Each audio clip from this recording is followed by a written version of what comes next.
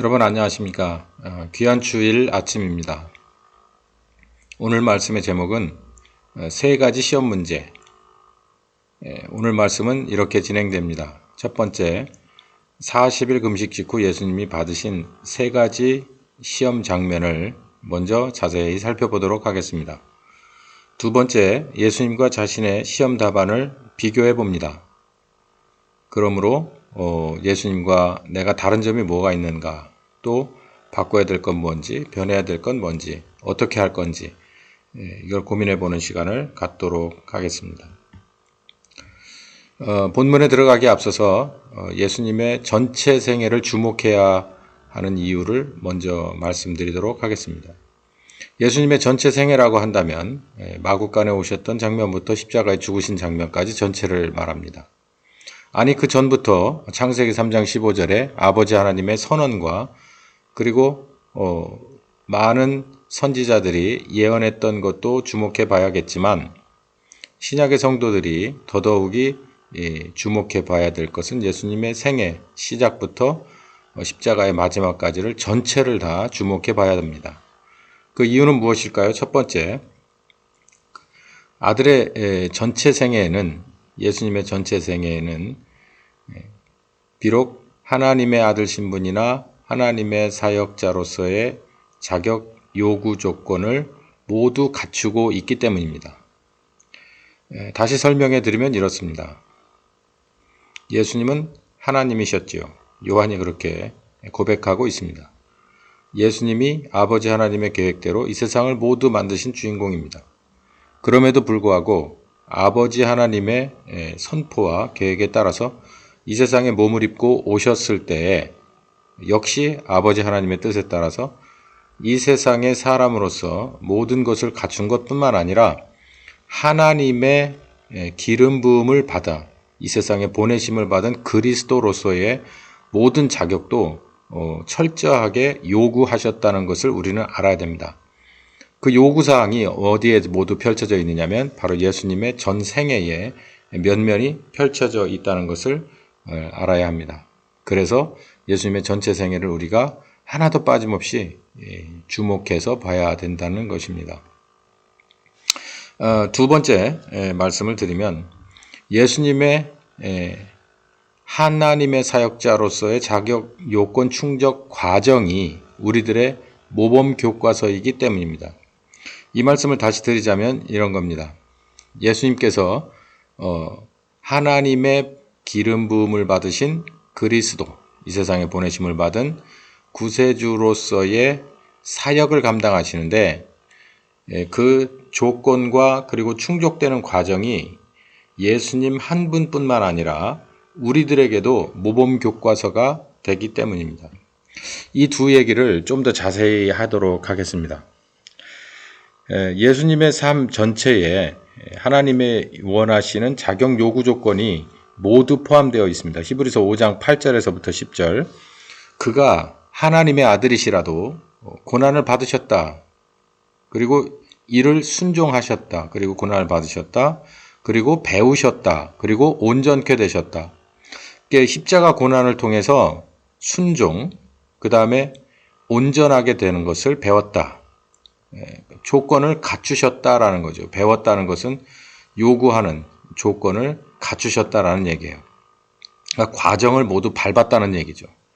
이게 무슨 과정입니까? 하나님의 아들, 즉 이 세상의 모든 죄를 대신 지고 해결하시는 그리스도로서의 기름 부음을 받고 보내심을 받은 그 유일한 아들이시다라는 것, 구세주라는 것을 그 자격을 갖추려면 이렇게 해야 된다라고 하는 이 아버지 하나님의 모든 절차와 계획을 그 방법대로 온전히 밟아내셨다, 지나셨다, 모두 통과하셨다 이 얘기죠. 하나님의 아들인데도 불구하고 이 세상에 창조하시는데 그분 빼고는 안 된다는 이런 생명의 근원이심에도 불구하고 그리스도로서의 자격 요건은 따로 세우시고 그 조건을 사람의 몸을 입으신 채로 모든 것을 다 통과해 내셨다라는 얘기죠. 좀 더 읽어보겠습니다. 자기를 순종하는 모든 자에게 영원한 구원의 근원이 되시다. 이게 리더십을 말하는 거죠. 생명의 근원인데요. 영원한 구원의 근원이 되시려고 했다라고 하는데 여러분 주목하시기 바랍니다. 예수님은 그 자체가 생명의 근원이시죠. 왜냐하면 이 세상의 모든 생명을 만드신 분입니다. 그분으로부터 나왔다고 요한이 말하고 있어요. 그런데 구원의 근원은 좀 다른 얘기인 겁니다. 그래서 여기 아들로서 부르심을 받고 보내심을 받으셨는데 십자가의 고난을 통해서만이 구원의 근원이 될 수 있는 거기 때문에 이게 아버지 하나님이 정해놓으신 공의의 법이고 뜻이기 때문에 이를 위해서 생명의 근원이시지만 죽음에 넘기시고 십자가에 대신 죽으셨다라고 하는 것을 말해요. 그리고 나서 부활하셔서 영원한 구원의 근원, 자격 요건을 다 가지셨다. 이게 곧 전설의 그런 이 대제사장인 멜기세덱의 계열에 맞는 제사장이다. 그러니까 하나님 나라의 제사장이다. 이 죄인과 거룩하신 하나님을 연결해 주실 수 있는 온전한 멜기세덱의 계열에서 나신 제사장이다. 왜냐하면 예수님은 유다 지파거든요. 근데 이게 이제 히브리서에서 예수님의 정체성을 이렇게 정확하게 표현했는데요. 이 말씀을 보더라도 아버지 하나님은 하나님의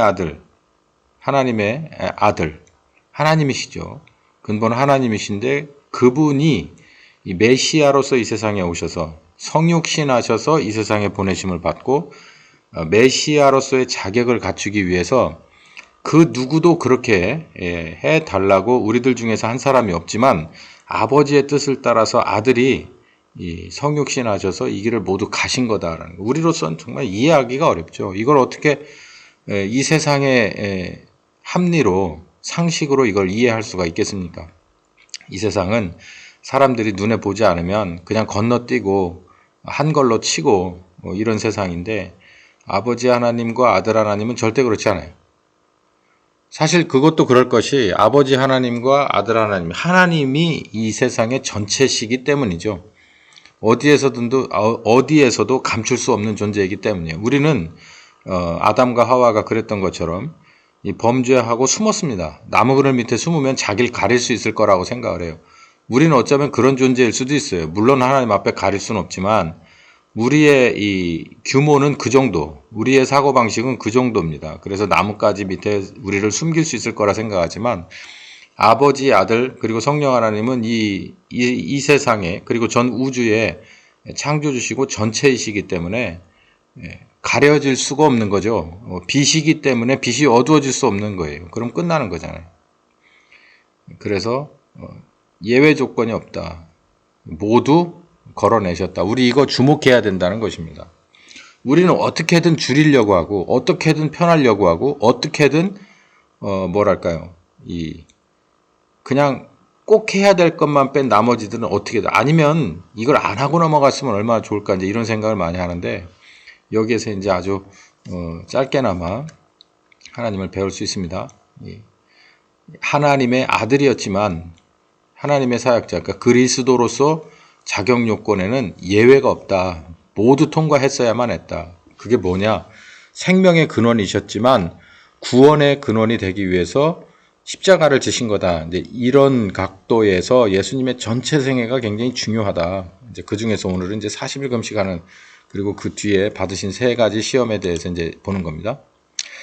두 번째, 왜 그래 예수님의 이 전체 생애가 중요하냐? 그분의 삶은 우리에게 모범 교과서. 그러니까 교과서가 뭡니까? 뭔가 모르면 이 교과서를 찾죠. 이걸 다른 말로 말하면 지도라고 보면 되게 내비게이션. 우리가 모르면 무조건 내비게이션에 주소를 입력합니다. 거기에 나와 있으면 안심하죠. 왜요?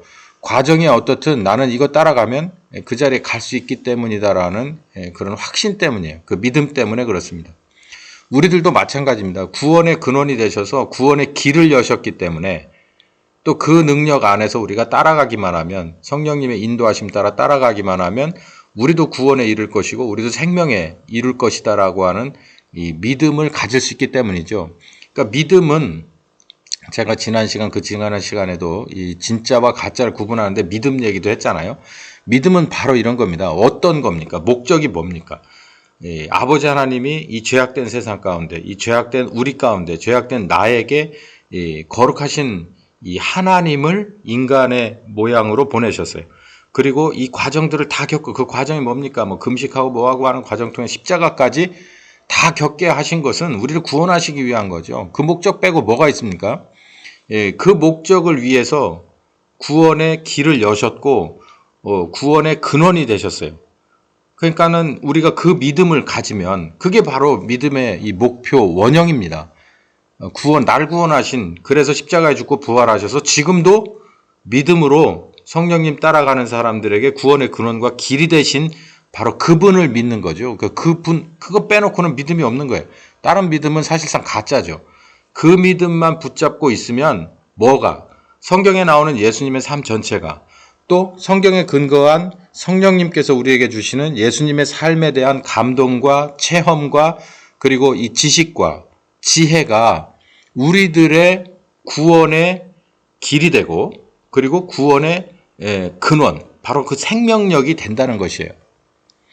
그래서 여기 이런 말씀이 있습니다. 마태복음 16장 24절과 5절에 이에 예수께서 제자들에게 이렇게 말합니다. 이 가이사랴 빌립보 지방에서 너희들이 나를 따라오려거든. 여기서 나를 따라오려는 목적이 다 각각이었지만 어쨌든 예수님께서 말하는 것은 구원하시기 위해서 이 세상에 오셨으니까 구원받기 위해서 따라오려거든 이렇게 하라.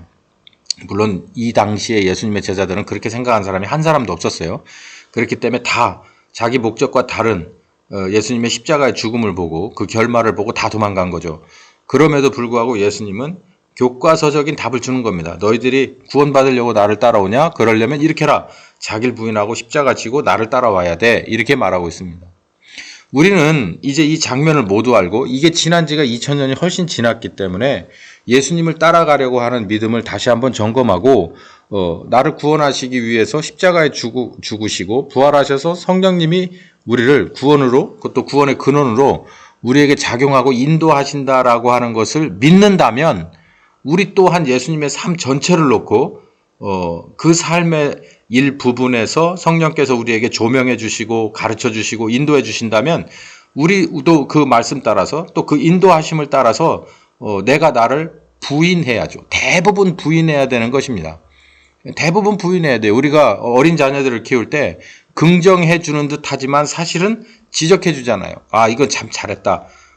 왜 잘했다고 얘기해 줘요. 잘한 것도 잘한 거지만 사실은 더 나아지고 고쳐야 될 부분을 지적하기 위해서 처음에 이렇게 어루만져 주는 거지 않습니까? 이게 사실은 고쳐주고자 하는 거죠. 그러면 이제 그 자녀가 받아들이면 빨리 성장하고 성숙하는데 그렇지 않으면 좀 이제 맴돌기 시작하죠. 똑같습니다. 성령께서도 우리에게 뭔가를 가르쳐 주시면 그 가르침은 모두 진리입니다. 그 가르침은 예수님의 삶 속에서 나온 그 가르침은 모두가 다 완벽한 교과서예요. 그러면 우리들의 삶하고 얼마나 맞을까요? 대부분 맞지 않겠죠. 대부분 고쳐진 거는 굳이 지적할 필요가 없잖아요. 성령께서 우리에게 지적하시는 건 대부분 우리가 고쳐야 될 부분이죠. 그 부분들을 우리에게 예수님의 전체 삶을 통해서 그 부분들의 은혜를 우리에게 조명해주고 지혜로 주실 때 우리는 우리 스스로를 부인해야 된다. 그러니까 예수님의 삶 전체가 우리들의 교과서예요. 그 교과서를 가지고 오늘은 1-1, 1-2를 가지고 성령께서 끄집어내서 우리에게 가르쳐 주시는 겁니다. 보여주시고 체험시켜 주시는 거예요. 비교할 수 있게끔 해주시는 거예요. 그럴 때 우리는 우리를 부인하고 십자가 지고 따라가야 된다는 것이죠. 이게 굉장히 중요한 말씀인데 바로 그 모범 교과서가 어딨냐? 바로 예수님의 삶통에서라는 거예요. 성령께서는 오직 그 교과서만 가지고 우리에게 옵니다. 예수님의 삶 전체 그 교과서만 가지고 우리에게 와요. 다른 게 의미가 없어요. 그러니까 예수님의 삶 전체가 통째로 우리에게는 구원의 문이고 길이고 구원의 근원인 것입니다. 이것을 누가? 교사 되신 성령께서 우리에게 읽을 때든지 묵상할 때든지 기도할 때 찬송할 때든지 아니면 우리 삶 속에서 낙담, 근심, 기쁨 그 어느 순간에서도 우리와 함께 하시는 인격의 성령께서 우리에게 가르쳐 주시는 거예요. 지적해 주시는 거예요. 또 북돋아 주시고 능력 주시는 거예요. 또 권세를 주시는 것입니다. 그렇기 때문에 예수님의 삶 전체가 완벽한 교과서로서 우리에게 숙지해야 되고 또 믿고 따라가야 할 아주 중요한 거다라는 말씀을 드립니다. 오늘 본론으로 좀 들어가 보겠습니다. 예수님의 40일 금식. 바로 이게 왜 이렇게 중요하냐. 세 가지 시험을 받으셨는데 이 시험을 모두 모범 답안으로서 통과하셨어요. 자, 그러면 첫 번째부터 보겠습니다. 4장 1절에 이제 금식하셔서 이제 바로 40일 금식하고 이제 이 예수님이 기진맥진 정말 사경을 헤매시는 그런 지경이 되셨을 때죠. 그러니까 이게 평범할 때가 아닙니다. 인간의 바이탈이 어느 정도 평균 수준을 또 그 이상을 유지하는 이 최상의 컨디션이 아니라 최악의 컨디션이에요. 떨어질 대로 떨어져 있고 정말 모든 것이 마이너스를 가는 그 상황에 이게 받은 거예요. 그러니까 우리가 건강할 때는 웬만한 뭐 추위, 더위는 그냥 극복해냅니다.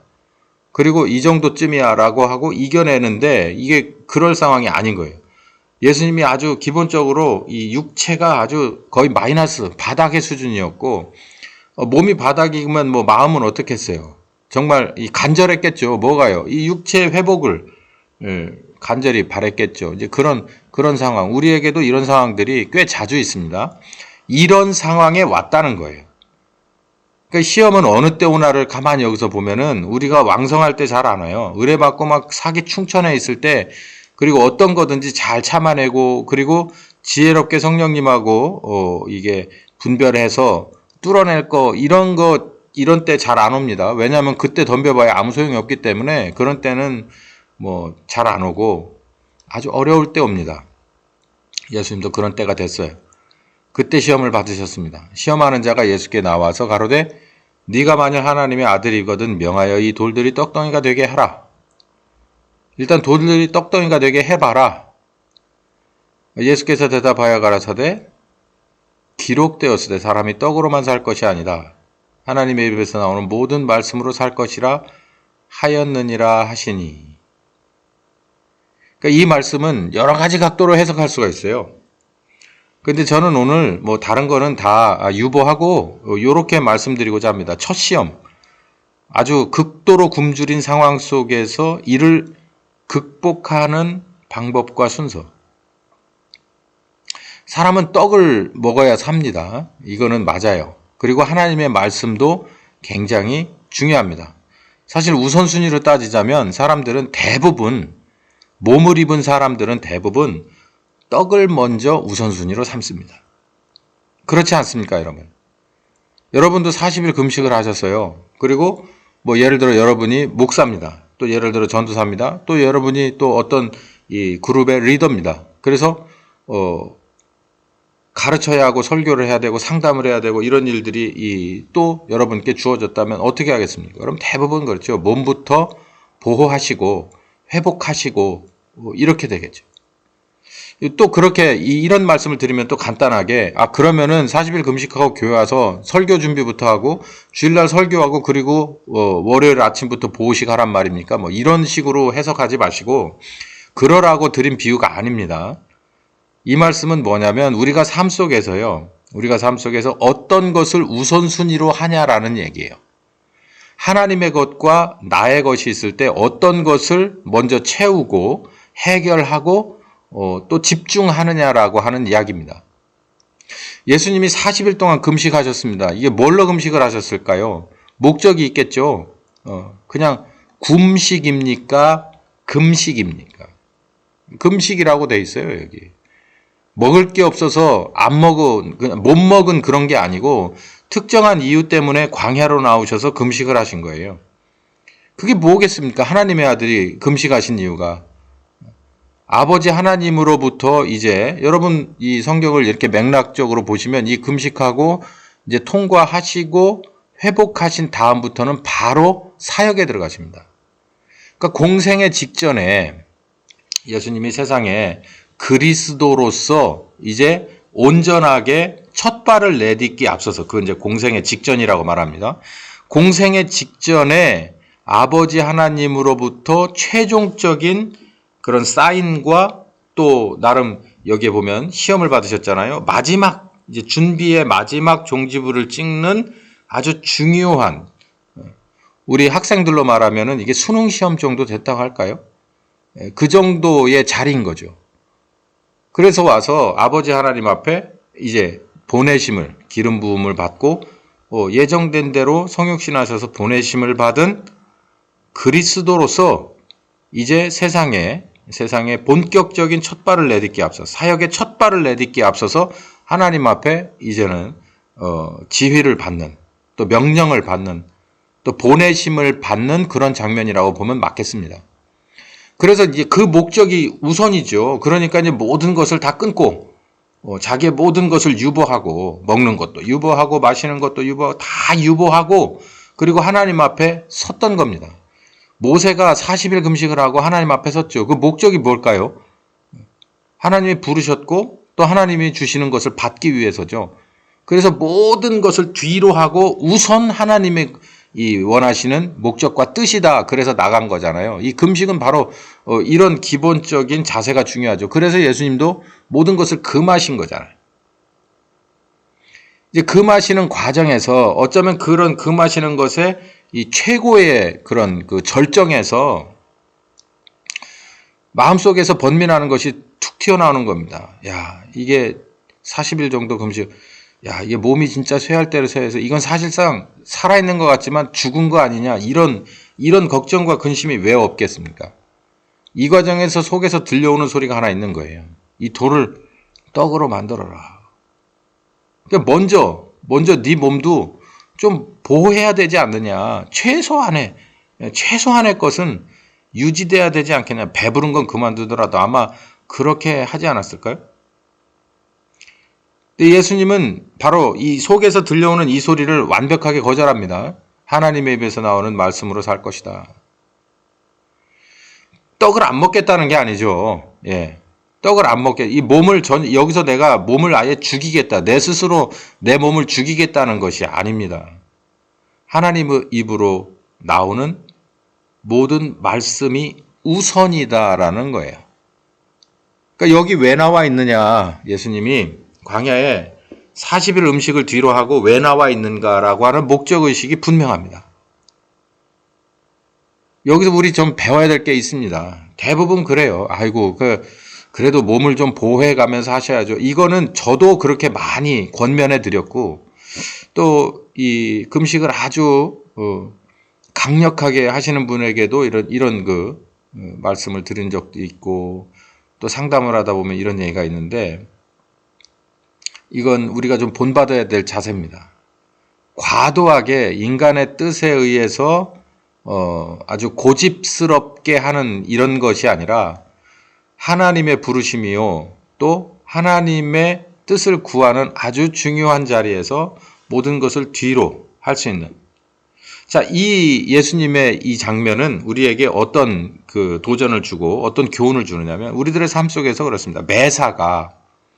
매사가 우리가 먹으나 마시나 입으나 어떤 일을 하나 어떤 즐거움이나 어떤 고통 속에 빠져 있으나 그 어떤 것이든지 하나님의 영광을 위하고 하나님의 뜻과 영광을 위해서 우리는 사는 사람들인데 이 세상의 모든 만물이 하나님의 영광과 뜻대로 그를 위해서 사는 그런 피조물인 것처럼 우리 또한 그렇게 되는 것이 맞습니다.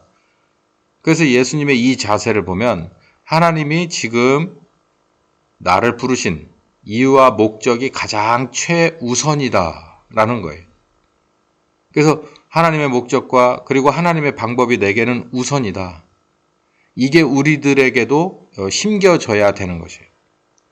당장 급하니까 이 돌을 떡덩어리로 만들 능력을 보여서 너를 위해서 너를 보호하라, 너를 만족해 하라, 이보다도 하나님의 입에서 나오는 모든 말씀이 우선이다. 그것이 최선이고 그것이 우선이다. 그분의 방법과 뜻과 또 그분의 목적이 내게 있어서는 가장 크다.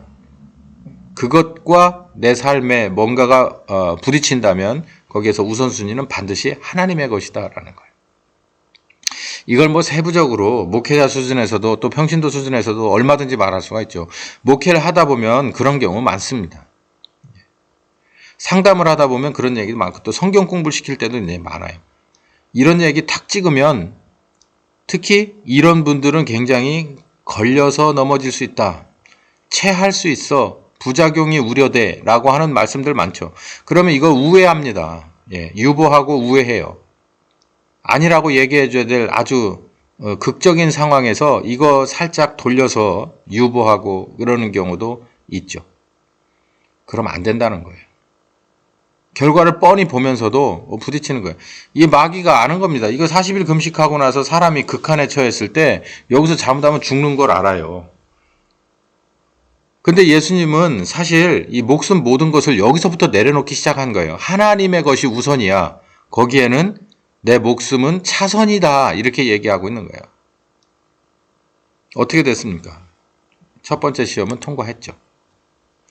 두 번째 시험입니다. 이에 마귀가 예수를 거룩한 성으로 데려가 성전 꼭대기에 세웠다. 그러고 말했다. 내가 만일 하나님의 아들이거든 뛰어내려라. 왜 그러냐면 성경에 기록되어 있지 않느냐. 저가 너를 위하여 그 사자를 명하리니 저희가 손으로 너를 받들어 발이 돌에 부딪히지 않게 할 것이다. 라고 기록되었지 않느냐. 약속되었지 않느냐. 그러니까 뛰어내려라. 여러분 성전 꼭대기에서 뛰어내리면 그냥 아무도 없는 상황에서 예수님이 뛰어내리고 천사가 와서 받들어 세워놓습니까? 그렇지 않죠. 성전 꼭대기에 올라갔는데 그 예루살렘 성 근처에서 눈으로 볼 수 있는 그 근거리에 있는 사람들은 모두가 다 보겠죠. 그 상황에서 거기서 뛰었는데도 불구하고 천사가 나타나서 그 예수님을 받아 세워 안전하게 놓았다? 그러면 모든 사람들이 이 성경을 아는데 그게 바로 하나님의 아들이구나 라는 거 모두 앞에서 완벽하게 증명되는 거겠죠. 왜 마귀가 이런 얘기를 했을까요? 만약에 진짜 마귀가 시키지 않았어도 예수님께서 나 하나님의 아들이여 라고 많은 사람들에게 입에서 스스로 고백할 수밖에 없는 상황을 만든다면 얼마나 쉽게 예수님께서 하시는 말씀이 많은 사람들에게 꽂히고 반응하고 또 얼마나 많은 사람들이 또 얼마나 빠른 시간에 소문이 나고 그랬을까요? 이거 정말 예수님의 공생에 앞두고 이 방법 굉장히 좋은 방법입니다. 그냥 처음에 등장부터 완벽한 거예요. 그냥 내가 하나님의 아들이다. 그러고 모든 사람이 완벽하게 고백할 수밖에 없는 상황을 만들어버리는 거, 판을. 만약에 아버지 하나님도 이렇게 하시고자 했다? 만약에 하셨겠죠, 예수님도. 근데 여러분, 성경을 끝까지 읽어보시면 이런 비슷한 장면이 계시록에 펼쳐집니다. 그게 언제입니까? 예수님의 처음 오셨을 때가 아니라 마지막 심판주로 오실 때 천사장의 나팔과 호령으로 한 번에 공중에서부터 이렇게 내려오시는 것을 볼 수가 있어요. 그 장면이 이제 이런 장면과 이렇게 이제 이 비교가 되는데요. 비슷한 장면이잖아요. 근데 이 장면은 여기 지금 마태복음 4장의 시점은 어느 시점입니까? 대속의 제물로서 가는 거잖아요. 계시록의 장면은 이제 심판의 주인으로서 오는 거고, 여기 지금 4장에 마태복음 4장의 이 상황에서는 대속의 제물로 가는 거예요. 그러니까 아버지 하나님이 그렇게 원하시는 게 아니죠. 대속의 제물이 어떻습니까? 이사야도 그렇게 말했듯이 그냥 연한 순 같고 앙바들어진 거죠. 앙바들어진 막 이 볼품 없는 그렇게 가는 게 하나님 아버지의 뜻이에요. 그러니까 여기 뭐라고 말씀하십니까? 예수께서 답을 내놓는데 또 기록되었다. 이런 기록들 너 그런 기록만 있냐? 내가 아는 성경은 이런 말씀도 있어. 주 너의 하나님을 시험하지 마라. 하나님의 아들이 맞죠. 어느 때. 이렇게 대속의 제물로 갈 때도 하나님의 아들이 맞고요. 그리고 심판주로 하나님 아버지의 모든 권세를 위임받고 내려올 때도 하나님의 아들이 맞습니다. 그러면 마귀가 왜 이렇게 했을까요? 사람들이 어떤 모습으로 올 때 하나님의 아들이라고 인정을 하겠느냐. 사람들의 기준으로 볼 때, 판단 기준으로 볼 때. 예수님은 어떤 걸 선택하셨을까요? 사람들이 쉽게 하나님의 아들인 것을 알아볼 수 있는 의복과 또 말투와 또 그런 권세와 능력을 선택하지 않으셨습니다. 아버지 하나님이 원하시는 뜻대로 완벽하게 걸어낸 거예요. 아버지 하나님은 때로는 숨어서 등장하길 바란 때가 있고 아버지 하나님이 때로는 이제 이 심판주로서 완벽하게 모습을 갖추고 위용을 갖추고 재림하게끔 하는 때도 있는 거예요. 그때가 아니다라는 거예요, 지금은. 그러니까 너희 하나님을 시험하지 마라. 네 사역대로 사심대로 그렇게 아버지 하나님의 뜻을 뒤바꾸거나 순서를 역행하지 마라라는 얘기죠. 그게 아버지 하나님을 시험하는 거라는 거예요. 이건 지금 우리들도 마찬가지일 겁니다. 때로는 대속의 제물이신 예수님과 같이 우리도 십자가를 져야 할 때가 있고, 많은 사람들은 모르죠. 그게 그리스도인 줄 알고 그 부인하고 마구 침뱉고 때렸겠습니까? 그러나 그 길을 가야 할 때가 있는 거예요. 우리들도 마찬가지인 겁니다. 우리들도. 우리 삶 속에서 아마 대부분은 부활의 영광보다는 그리고 남들에게 인정받는 것보다는 또 많은 것들이 밝혀지는 것보다는 밝혀지지 않고 인정받지 못하고 그냥 많은 사람들의 완벽한 저주 가운데 들어가야 될 그 십자가의 상황에 갈 때가 오히려 더 많을 겁니다. 또 그런 것이 먼저 오고요. 근데 우리는 싫어하죠. 본능적으로. 십자가보다 부활을 좋아합니다. 십자가 복음, 오케이. 부활 복음 더 좋아. 이러잖아요. 낮아지는 것보다는 높아지는 거 좋아하고, 하나 심어서 죽는 것보다는 30배, 60배, 100배를 좋아하는 게 우리 본능인데, 예수님은 이걸 완벽하게 넘어서셨죠.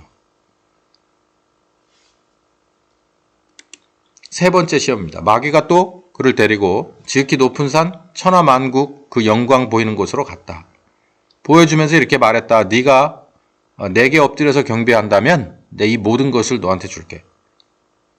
여기서 보면 이렇게 이해할 수 있는 게 있는데, 이 천하만국의 그 영광이 사탄의 거예요.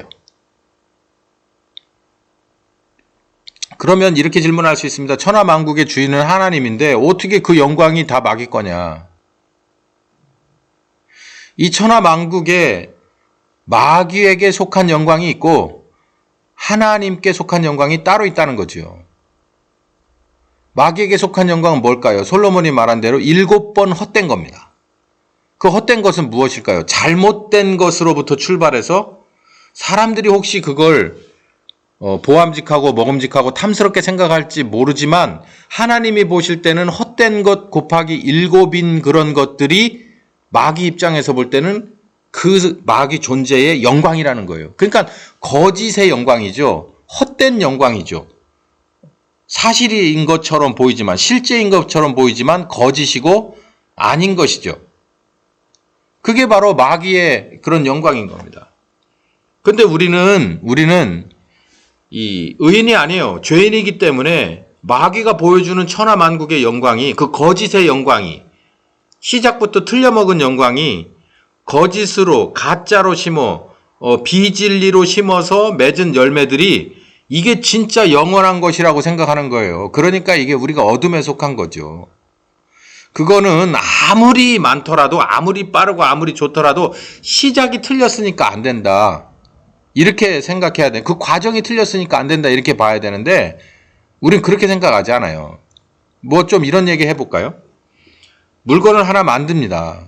제대로 된 그런 이 회사, 많은 것들이 뭐 인권도 존중되고 많은 사람들의 복리 후생과 또 이 창업의 목적과 또 목표가 잘 돼 있는 그런 그 제조 공장이 있다고 치고, 이쪽은 그냥 아무나 그냥 구해다가 그냥 막 그냥 돈도 제대로 안 주고 막 폭력도 있고 막 이런 데서 뭐 목적 이런 게 어딨어. 제대로 된 건물도 없이 그냥 어쨌든 똑같은 물건을 겉으로 볼 때 똑같이 만들어내요.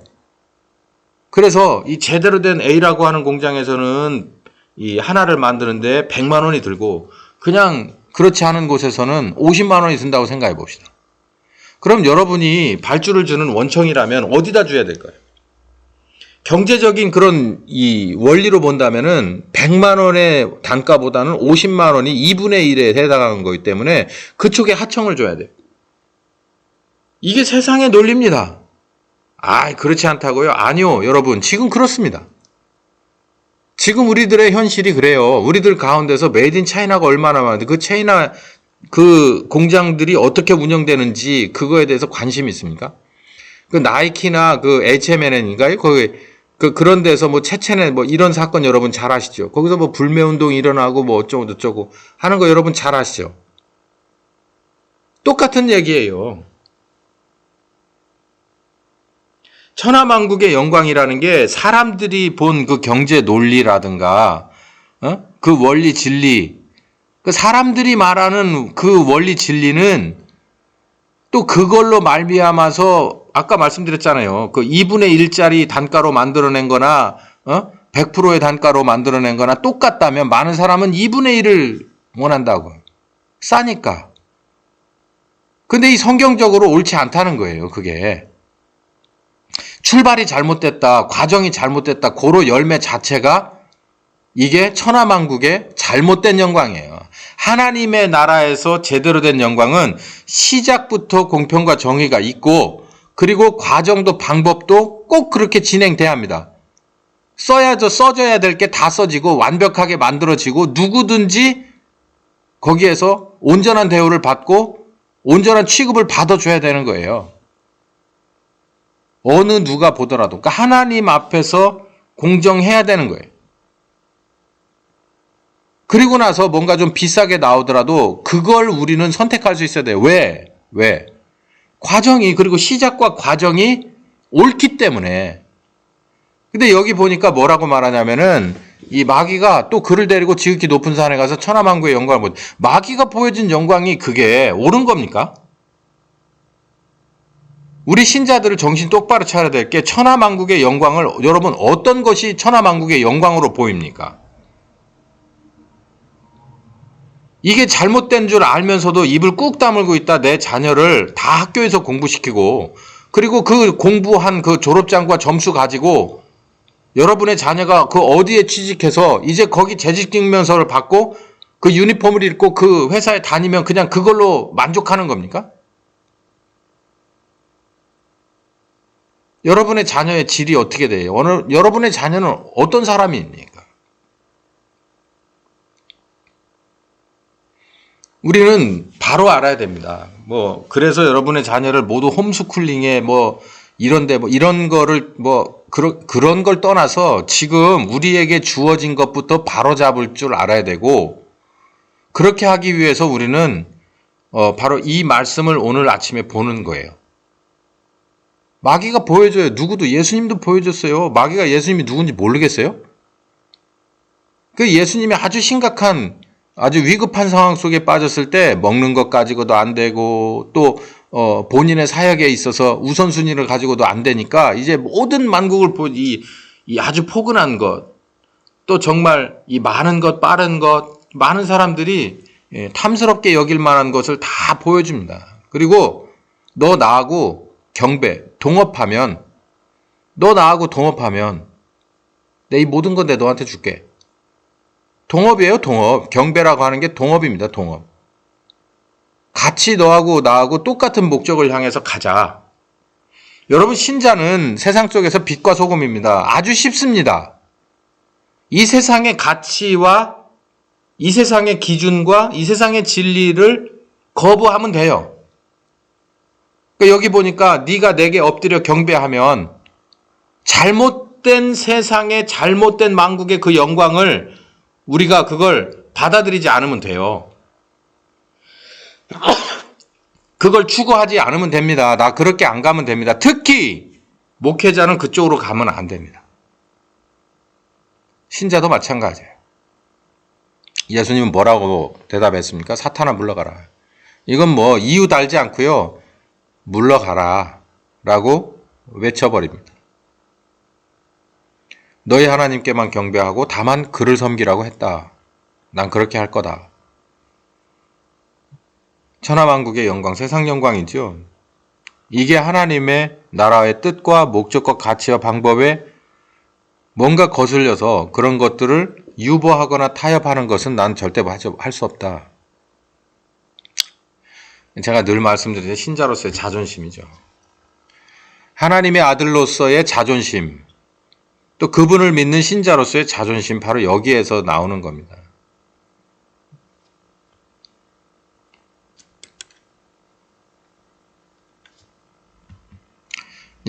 오늘 말씀을 좀 정리해 볼게요.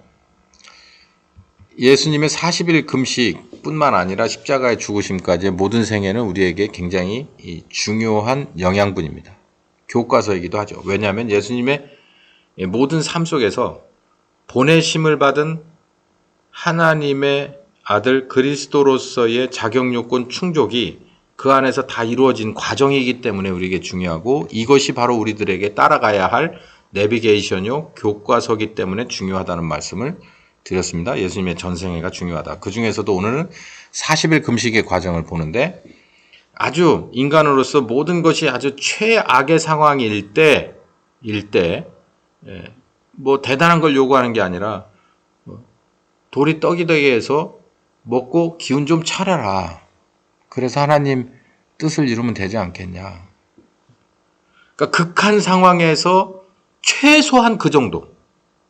예수님은 타협하지 않습니다. 내가 여기 나와 있는 이 목적은, 우리도 이렇게 고백해야죠. 내가 목회자로 부름을 받고 순종해서 따라오면서 여기까지, 또 이 중요한 상황까지 온 것은, 이렇게 대답해야죠. 하나님으로 물었다면 모든 말씀으로 살 것이다. 나는 그 말씀을 들어야 한다. 그것이 우선이다. 그러기 전에는 나는 떡을 입에 댈 수 없다.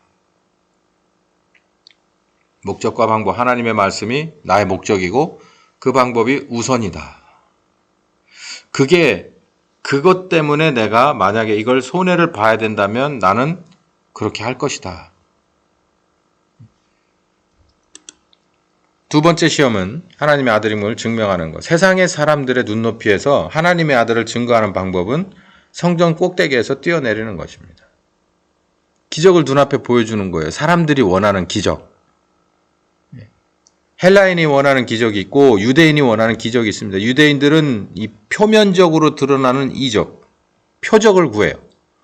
그리고 헬라인은 지혜를 구합니다. 이 내면에서 뭔가 꿈틀거리면서 그 사람을 좌지우지하고 들었다 놨다 하는 그런 이 지혜를 구해요. 그러니까 사람들은 유무형 간의 그런 채널에 그런 류의 기적이 있으면 이게 바로 하나님으로부터 보냄을 받은 자다라고 받아들이겠다는 그 이해하는 코드가 그런 코드라는 거예요. 근데 바울이 거기다 뭐라고 얘기하냐면, 바울이 십자가에 죽으신 예수님을 전해니까 유대인들은 그걸 꺼리끼는 거예요. 그리고 헬라인들은 미련한 소리 하지 마라 이렇게 말한다는 거죠. 표적을 구하는 유대인에게 십자가에 달려 죽으신 예수, 죽으면 끝나는 건데, 그리고 지혜를 구하는 이 헬라인에게 십자가에 죽은 예수, 왜 아무 잘못 없이 십자가에 죽어? 공평하지도 않고 정의롭지도 않잖아. 받아들일 수 없어. 하나님의 아들임을 증명하는 것은 헬라인에게나 유대인에게, 표적을 원하는 사람들이기나 아니면은 내면적인 그 지혜를 원하는 사람들에게 성전 위에서 떨어지는 것은, 그리고 죽지 않고 천사들이 와서 받아 세워주는 것은 이 표적을 원하는 사람들 뿐만 아니라 내면에서 뭔가를 원하는, 이 지혜를 원하는 그런 이 두 유형의 세상 사람들을 완벽하게 만족시키는 거죠. 그렇게 하면 되지 않겠냐? 그렇게 하지 않겠다.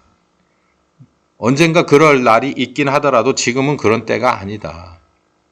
우리도 신자와 목회자로서 나갔을 때 그런 거죠. 그럴 때가 있을지 모르지만 지금은 아니야. 지금은 좁은 길을 걸어야 돼.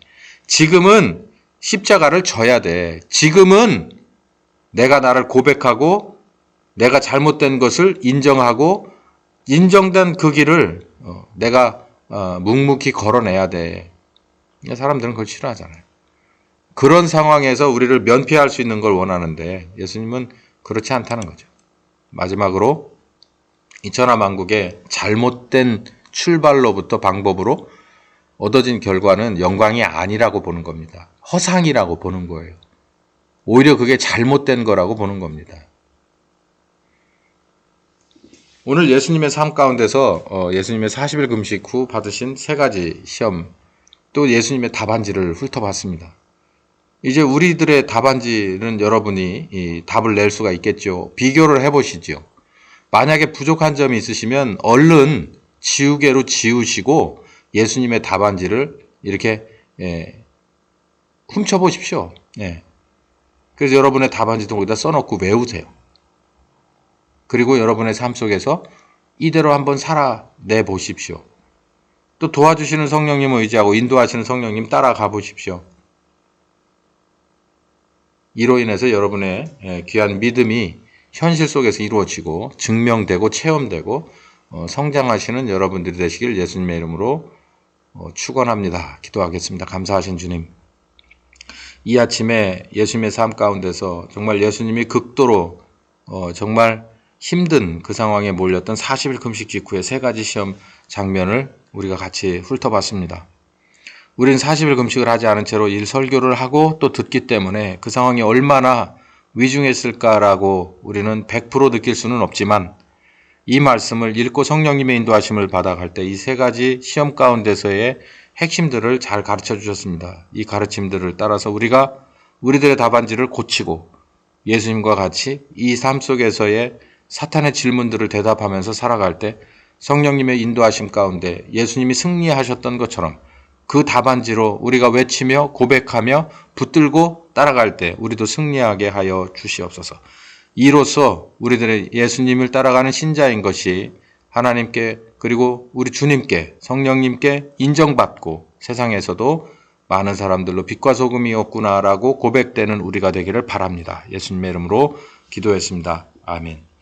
지금은 우리 주 예수 그리스도의 은혜와 아버지 하나님의 극진하신 사랑하심과 성령님의 교통하시는 역사가 이제 예수님의 생애 가운데서 40일 금식과 세 가지 시험을 가지고 내 답안으로 바꾸어 그리고 이 답안을 따라 살기로 작정하는 한 10년과 가정과 교회 후에 함께 하시길 예수님의 귀하신 이름으로 축원하옵나이다. 아멘. 네, 오늘 말씀은 여기까지 하도록 하겠습니다. 감사합니다.